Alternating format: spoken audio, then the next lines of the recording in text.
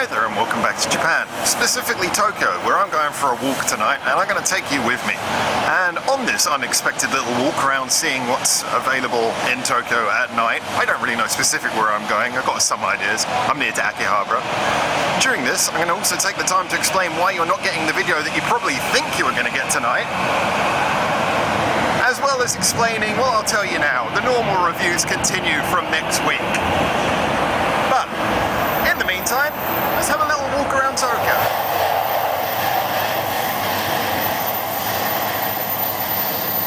So those of you who are familiar with perhaps my story know that I have lived in many places in Japan, but I've also lived many times in Tokyo, several times, really kind of over a gap from like 2007 up till now. And every time I lived in Tokyo, I've always lived within walking distance of AKIHABARA. Now that was just by coincidence at first, in basically, you know, I'm not really an otaku or anything like that. It's not, I don't really know anything at all about anime, but I've just been living I lived in this area by chance, and then it happened a few more times and I just started to fall in love with the fact there's so many things that are really interesting and characterful here, and plus it's not as busy as like the famous places like Shibuya. Now right now, as you can see, I'm walking down a lot of back streets because I've become so familiar with this area. I'm actually in the Kanda area now, which is right on the edge of AKIHABARA, that I kind of know every single back street and every little shop and everything that's open here. So like I said, we're going to be having a little look because tonight I have been kind of forced to find somewhere for the night in a rather impromptu episode that left me one more night than I expected in Tokyo. So yeah, I thought, why not go to a place I know? And because I can't show you the video that I was supposed to be publishing tonight, I thought, why not have a walk around and show you something else? So we're in AKIHABARA and I want to show you how amazing it is, but the first thing I've noticed is that I forgot my mask. Drugstore. So now that I'm looking like less of a socially irresponsible arsehole, and now that I've covered up some of that mug so you can enjoy the nice scenery a bit more than just my face, here's AKIHABARA. Basically, TV screens, it's usually much more bright during most of the day, but yeah, this is kind of the place which is very famous for, well, things like that. Maid dreaming, now maid cafes. This is what this kind of area is famous for. Now, there's maids who give out the leaflets in the street, but if you point a camera at them, they run away, so I have to try not to do that. However, as I walk down here, you will see one behind me. Yeah, as I say, you can see loads of them everywhere, kind of everywhere you go, like that. Maids standing on the street giving out leaflets for maid cafes. I won't bore you with a description of what a maid cafe is. Obviously everyone's always familiar with Shibuya and the big crossing, which is kind of just famous for having loads of TV screens around it. I always, to be honest, thought that AKIHABARA was much more impressive, or at least as impressive, but I think that the reason why it doesn't get quite as much of the love is whereas Shibuya is famous for fashion and fashion shops, like I say, AKIHABARA is more famous for AKIHABARA maids. So as a result, yeah, perhaps doesn't have the universal appeal. Oh, and sex shops. Lots and lots of sex shops. And cute AKIHABARA maids. But also this, which is a, I believe, 6-story sex shop full of toys and all kinds of things. Tenga is the name of a wank sleeve, as James puts it. But also lots and lots of cute maid cafes. So I kind of always felt like AKIHABARA had something of an identity problem, in that it's both got the like maid cafes where the whole point, I mean, just in case you aren't aware, the whole thing is that, I guess rather unsurprisingly, but it's a very strict rule in all of them, is that you're not allowed to make any physical contact, not even shake hands with any of the maids, because it's very much just they're there to entertain you and make you feel special thing. So, I mean, you get lots of leaflets for the places which literally have things on them like reminding foreigners this is not a sexual service. But at the same time, you have a place which is absolutely full of sex shops and porno DVD shops and everything like that. So it is a really sort of strange juxtaposition. But of course, the other thing that this place is famous for is electronics. And a lot of people go to the big electronics shops right in the middle of Akihabara. Akihabara being a very small area in actuality. But if you just go one street over to the other side, that's where all of the really cheap second-hand sort of electronic marketplaces are. Unfortunately, they're all going to be closed now because it's so late at night. I'm going to go over there anyway because I can talk about the next thing I need to talk about.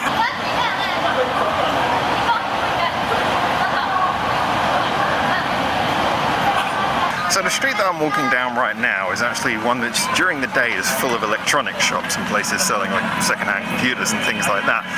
However, during this time of night, they're all closed, which kind of means it's hard for me to make any point about that.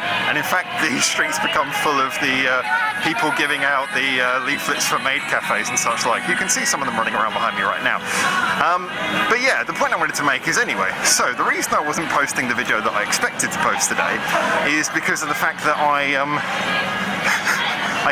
had the one issue that you would think would never happen, which is that I forgot to bring, when I came to Tokyo, I forgot to bring the power supply for my Dell. Oh, oh no, that's not a computer shop, it's a 100 yen shop. But anyway, so I thought, hey, I'll come to this street, this wonderful street, which, like I say, is full of computer shops during the daytime at least. And there are so many shops along here. Went all the way along. None of them had a Dell power supply. Some of them had empty trays where the Dell power supplies usually are, but none of them had a Dell power supply. Everything else, fine. HP, Lenovo, all of that, fine, but not Dell. So either that means that Dell is just not very popular here, or maybe it's too popular here, or maybe just the power supplies are all shit, who knows. Anyway, so I will be having to wait till I go back home to upload that video, the one from Korea that I was going to upload. I still want to do it on the weekend because obviously doing it as a premiere and everything, so that will be next weekend with all luck. It's all finished, I just need some electricity in order to post it. There you go, so that's the knowledge on that.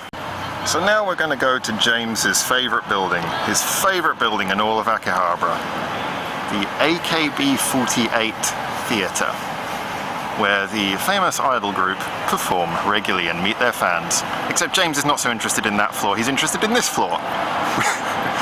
Which is, well, several floors of snacks and confectionery.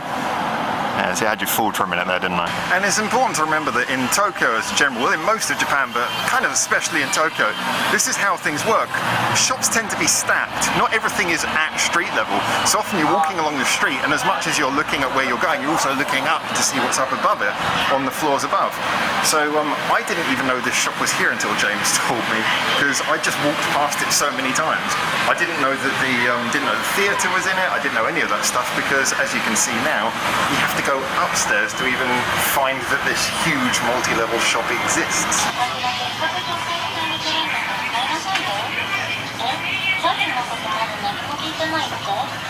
Anyway, I got all of James's special confectionery and funny back-a-binge stuff the other day, so I'll be posting that to him, but for now, I'm just here for the Corona. Oh no, it won't go through the mask. Corona can't get through my mask. Do you know the best thing? No one else has done that joke before. I'm the first person. The shop is actually surprisingly understocked on all the chuhos I want. You can see why James likes it here, as he's not much of an alcohol person. Fair enough. I'm going to go find my chuhai, that's a Japanese-style vodka drink, elsewhere. Of course, the arcades are famously open late into the night here as well.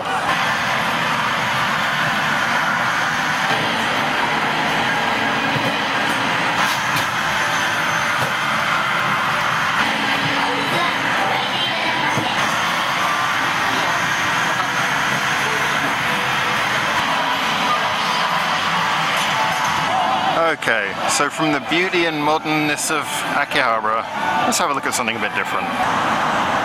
But first, yogurt flavoured. Yep, that'll do fine. So now just a couple of streets over from Akihabara and it's already really quiet. I always find it amazing in Tokyo how certain areas are just like really, really busy, and then you just go one or two streets back and you can find a really quiet place. It's even the same for the Shibuya crossing that I was mentioning earlier.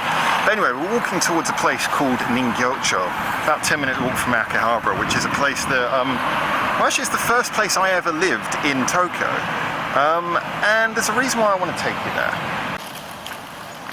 Now, if you have an interest in things Japanese, you might be familiar with what this is. Now, this is called an omamori, and it's kind of like a little supposedly blessed good luck trinket you get from your local shrine.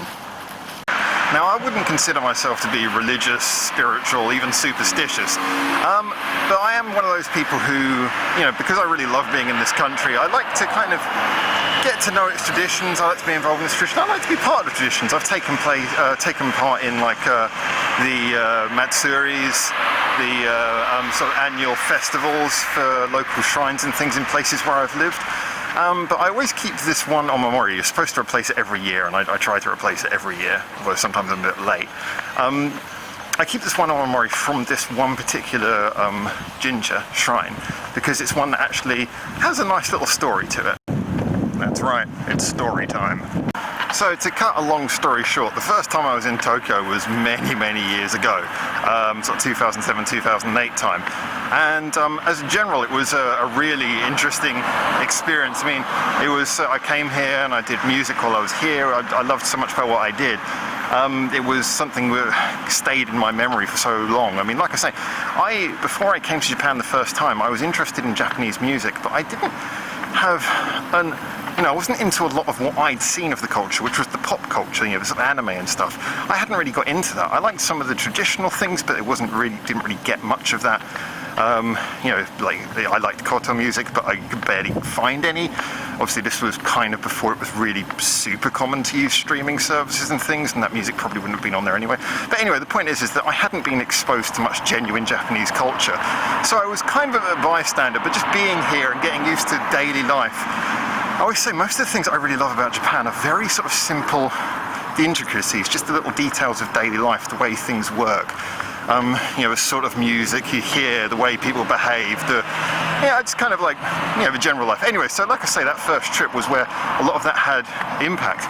However, there was a bit of a tragedy. I lost someone very close to me during that trip, and it was a shame. The end of the trip was very much tainted by, you know, a lot of sad things happening, and then me suddenly having to go back quicker than I expected. And what I remember is that during that time, when everything sort of went from being wow, what an adventure, into oh god, it's all gone to crap, right behind the place I was staying, I was being put up long term in a hotel. I was in there for quite a while, but right behind the place I was staying, one night I heard a lot of music being played.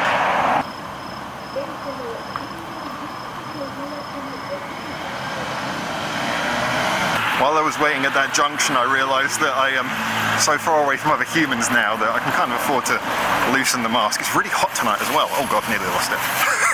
It's really hot tonight as well, very humid. So a bit of room for the face. Maybe you can hear me better now. Suddenly the volume's gone up. I did actually see like a group of anti-maskers in Shibuya when I was there earlier, and that really made me think anti-maskers, as stupid as that movement is to begin with anyway, sorry, it just is, it's even more bizarre in a country like this where it's kind of traditional to wear masks if you're not feeling well. Anyway, so continuing the story, I heard some music, and I hadn't even really noticed that there was anything behind the building I lived in. It was in like a sort of block, as most of this area is. Most of this area is kind of residential and office buildings, so lots of similarly sized square blocks, kind of like an American city like New York is for the best part. But I heard this music, and I found a little alleyway going down behind the back of the building, and I found that in the middle of this square of buildings, including mine, was a tiny little hidden jinja, tiny little hidden shrine, and they were having their annual festival, and there was a tiny little stage, music, performance, kabuki, drums, food, all happening in this tiny little space hidden away between all these buildings. I mean, literally, if you stand in the shrine and look up, there was just buildings all around you. Now, since then, some of those buildings have been knocked down, which unfortunately removes a little bit of the kind of cute hidden nature of it. But it's still there. They don't knock down shrines, I'm glad to say, in Japan, which means that I can still go back there, and for me it's just a nice chilled out place to go. I'm nearly there now, and it looks like they're actually rebuilding one of the buildings that was knocked down not so long ago. But yeah, here it is, down this quiet little alleyway, straight to the end. And this place, I consider this place to be, so I'm surprised I'm putting it on the internet for everyone to see. I'd usually say I keep this place quite hidden and secret. This place is very special for me. I just think it's got good memories. It's a place where I think it always cheers me up to come here. I still come back annually for that festival. I went to it this year, not even that long ago. And yeah, nice and hidden in between all the buildings. It's really late and quiet and dark. But all around here there was lanterns, and that's the little stage which opens up and they did all the theatre on. I'll see if I can find the video of that actually and pop it in here now.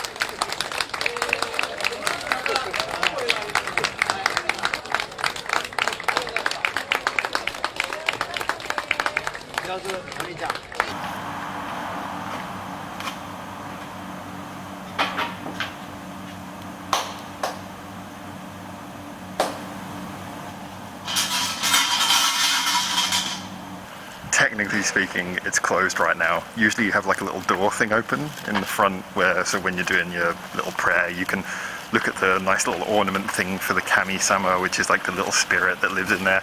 But to be honest, they still keep the little thing open that you can put the money into, and they still allow you to basically do the traditional praying thing. And obviously, like I say, I'm not actually spiritual. Just for me, it's kind of, you give like the little 10 yen when you do it, or 20 yen depending on your shrine, which is not much money. I like to give it because it's nice to do it for them.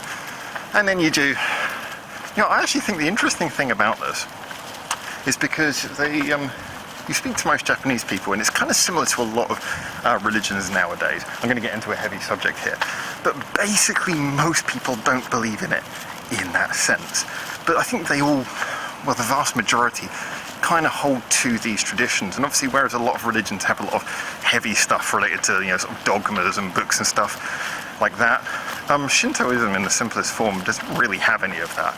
There has been some implied messages over time, but basically there is no religious book, there's none of that. It's just, here's a little thing, we believe there are spirits, give a little bit of money to your local place, we'll throw you a party every year.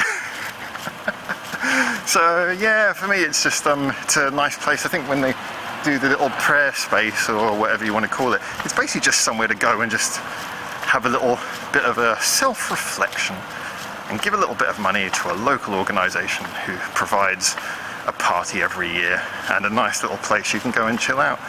So for me it's a nice way to connect to a piece of culture that,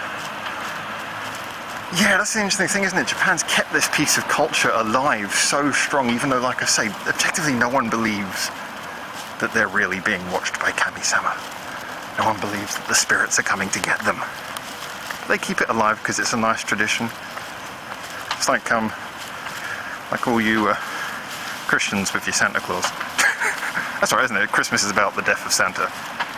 Again, no one has ever made that joke before. I love how all the little chain eating restaurants are open in the middle of the night as well, including this, my favourite, Nakao. There's quite a lot of them. I mean, a lot of you have probably heard of Yoshinoya. This is better. I think the main reason no one even notices Nakao is because the sign's not actually in English like a lot of the other chain restaurants. I do actually kind of sympathise with like tourists who come to places like Japan and don't really eat in anywhere which has a sign that they can't read because it's in Japanese. I do kind of sympathise with that because I can understand they're trying to avoid the embarrassment of like going into a place and like ordering something that maybe they take one look at it or one bite of it and they're like, no, I don't want this, and then having to walk away from the table or sending it back, or just it's sort of the minute you can't read even the name of the place, it opens up a fear of I don't know what I'm walking into. However, I would really encourage you, if you are coming here, look through the window. Try to eat in places that don't have their names written in English, because a lot of the time, 99% of the time, is not something particularly frightening. It's just a very normal place. The staff are almost always really nice and really understanding.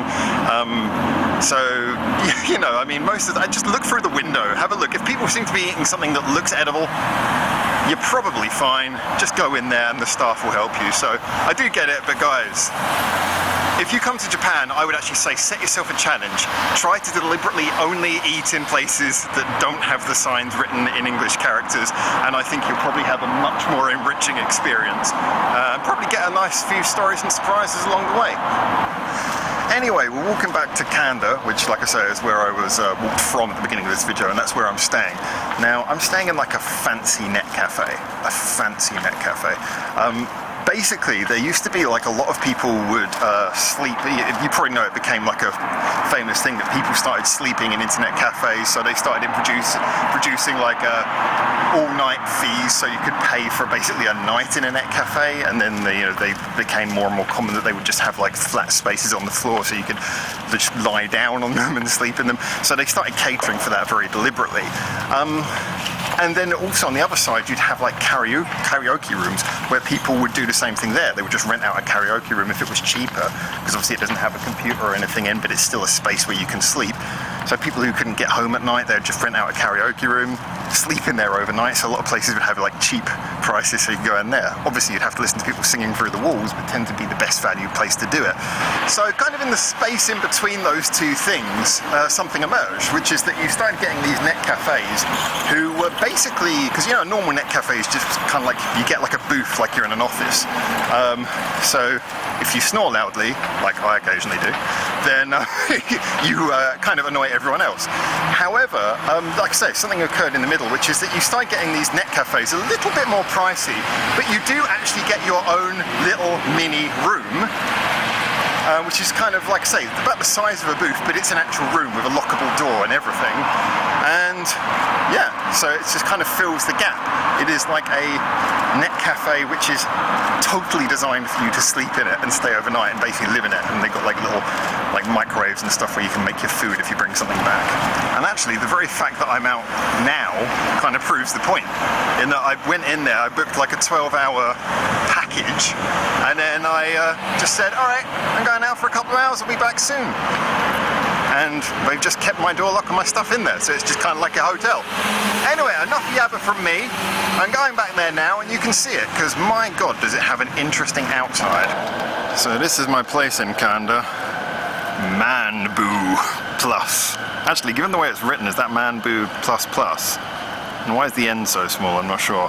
Anyway, yes, so this is not just a place that's for people who are scared of men, which I guess is how you could read that. I don't know what the name's all about.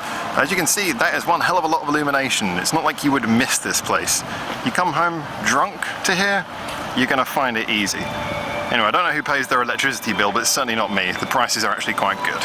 Let's go in. Now, despite all of my assertions that this is a really reputable place, and it is, I love the way that they advertise VR. I mean, look at this guy. There is that kind of rental. But as a general, it's just a normal internet cafe. I guess if you give people too much privacy, they are going to want to use it for certain things, aren't they? Alright, I'm going to go check out my room. I'll go back to my room.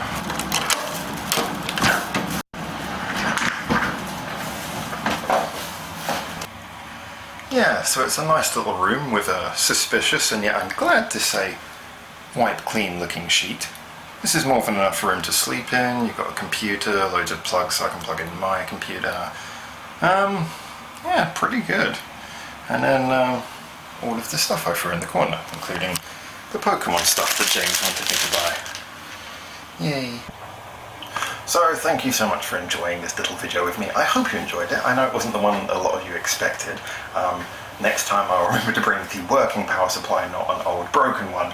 But hey, when I get back and get that all sorted out, like I said, the career video, let's just do it next weekend so that everyone can see it together. So yeah, anyway, I hope you guys enjoyed this. You might recognise, if you have been one of those people who's been with the channel for so long, you might remember that way back in the day, before I had Cardboard Palace and Cardboard Palace 2.0, I spent a lot of time travelling from place to place, and I recorded a lot of the original ones of this, the reviews, in that cafe. So you might recognise that they were places like this. So this is somewhere I'm kind of familiar with when I have trouble like I did today. And yeah, actually, on top of that, the charger trouble, I had to stay an extra day, but that's a whole other story that you don't need to know. It was related to getting James's Pokemon. But the bottom line is, I am here. I'm going to chill out now. I hope this video is a bit of fun for you to enjoy. Everything will continue as normal next week. So you guys have a lovely, lovely week. Thank you so much for tolerating everything. Like, subscribe, follow us on social media. Leave your comments and thoughts, ask questions if you want to, and until I see you hopefully soon for the next one of these, from here in Japan, for now, ciao ciao. Okay, I stand slightly corrected, still a reputable place, but in the toilet where I am right now, wank sleeve vending machine, and more adverts for this guy. Oh my god, look at this guy here. That's a creepy face. So, this is in the men's toilet though. I'm assuming the women's toilet's more reputable.